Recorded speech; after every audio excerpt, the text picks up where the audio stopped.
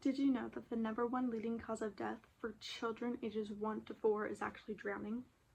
And it is the second leading cause of death for children ages 5 to 14. Becoming a lifeguard can help prevent these accidents in pools, or in my cases, lakes. I trained for 2 weeks every day with 4 others to become a lifeguard at the Western Illinois Youth Camp, which is where I worked for the rest of the summer. Now, overall, this was a very good bonding experience for me and my coworkers, and I learned valuable information and techniques that will be used to help a person in danger, or if they were drowning and they needed help. Lifeguard certification teaches you a lot more than just saving people in water. It teaches you the fundamentals of keeping yourself and others safe. Now, throughout the process, you will take tests, you will practice skills, and you will learn what actions you should carry out if, like, a life-threatening incident would happen. In my case, it didn't happen over the summer, which I'm very thankful for. Now, lifeguard training is a very tough yet a rewarding experience that is very beneficial for everyone to know, even if you're not planning on becoming a lifeguard. If you are thinking about taking the swim test, which I really think you should, it takes 2 tries to finish, and you have to pass it, and you have to pass this in order to be in the rest of the class. But the first thing that you have to do in your swim test is you have to swim 700 yards, which is 14 lengths of the pool going back and forth.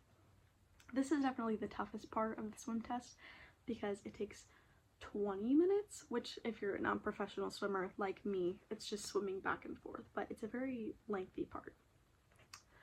Next thing that you have to do is you have to tread water for 2 minutes without stopping or touching. Same thing with the continuous swims. You also cannot stop and you cannot touch the bottom. But for the tread, which is you swimming in place, you cannot use your hands. So for this part, I recommend keeping your hands locked in between here and locking your eyes on something above you. Keeping your hands down here so you're not tempted to use them, because you will have to retake it if you end up using your hands. And keeping your eyes locked because your head will naturally help you float. And also, you're not looking at other people around you who are also taking the test. And it's something that I recommend. Now, the next thing that you have to do, this is the third thing, is you have to do another continuous swim, but it's a little less lengthy than the next one.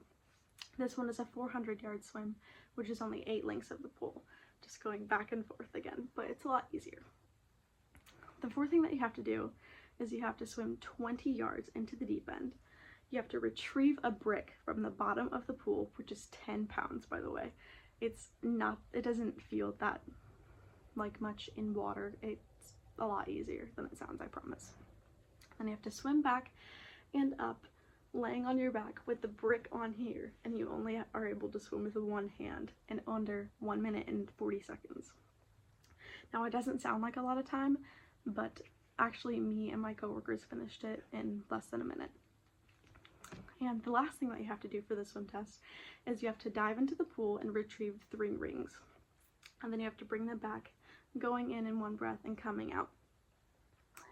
Now, the swim test is necessary overall to show that you know how to swim, one, and that you have the credential that it takes to take the rest of the class. Now, once you finish with your swim test, the next thing that you have to take is the online course. This consists of readings and videos that you watch and you have to pass quizzes in order to take the rest of the class.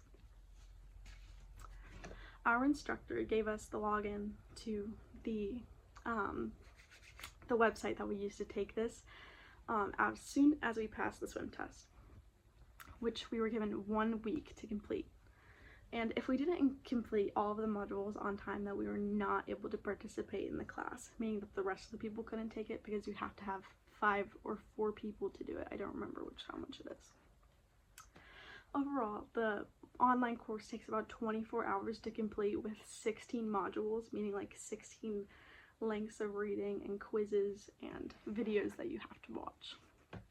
Now, this is a lot, and I know that I didn't want to crack it out all in one night because I didn't really think it was possible. So, because I didn't want to do it last minute, I spaced out the readings and the videos in between the days. So that way I got it done before the due date. And if you are taking this, I suggest you do that as well, just because it was what made it easiest. For the in-person part, which is the next part that you do once you finish the online course, which is a week later, we started our training. The first day of our training, we were essentially just watching videos and getting to know everyone because it was our first time interacting with each other. We also discussed how to keep someone from having allergic reactions or heat strokes or even a diabetic emergency. On the second day, we continued our lectures and our videos, and we also learned how to do CPR. And then we applied our knowledge on fake dummies. This was one of my favorite parts of it, even though at first I was super nervous of having to pretend to do CPR on fake dummies in front of a bunch of people that I didn't know. But after a while, and after I felt myself starting to get better at it, it became easier. Now, the next day, we practiced like having to get in the water, entries, and it depends on how the person is facing if they're in the water. And then we practice sliding in. This also depends on how the person is laying, or if they're already passive, meaning that they're not like awake, they're like asleep in the water, I guess, if they are passive. And then we also learned how to extract people. We all watched videos first, and then the next few days we did it actually training in the water. We also learned backboard extractions, and we learned by practicing on each other, and we would switch each other as one person would be a victim and one person would be the saver, and then we would switch. It was fun overall, but it's also a very good learning experience. Now, our last day of training at the pool, we focused on spinal injuries and how to carefully extract a person if they were suspected of one, meaning if they hit their head and they're passive and they don't know how to move, and that means you shouldn't move their neck. So for this, this was actually the most difficult part of the in-water segment, because if a person has a spinal, you need to lock their arms in their head so that way their head does not move. Now, if I say this because if they're down deep at the pool, you have to lock their arms around their head, and you cannot have a tube or anything to help lift you up, so you have to swim yourself with a person and then give them to someone to backboard. And we also learned how to use the backboards and pull each other like out of the water on them, which was very fun, but once again very good to learn. Okay, now that was our last day, but for the very last thing that we had to do, we got to go to the lake to actually practice. We practiced everything for the last time, and here we put our knowledge to the test where we were working all summer. So we could get a feel of what it would be like if something were to actually happen at the camp. I enjoyed the in-water segment the most because I liked learning hands-on stuff, and I also bonded with my coworkers, and we were comfortable working with each other afterwards. So, in conclusion, taking the course not only got me an entertaining job, which I loved, but it also taught me valuable information like how to stop a victim from choking and extracting a person from water, and how to resuscitate them if they stopped breathing. This is useful information that I will have with me for the rest of my life, even if I choose not to be a lifeguard anymore.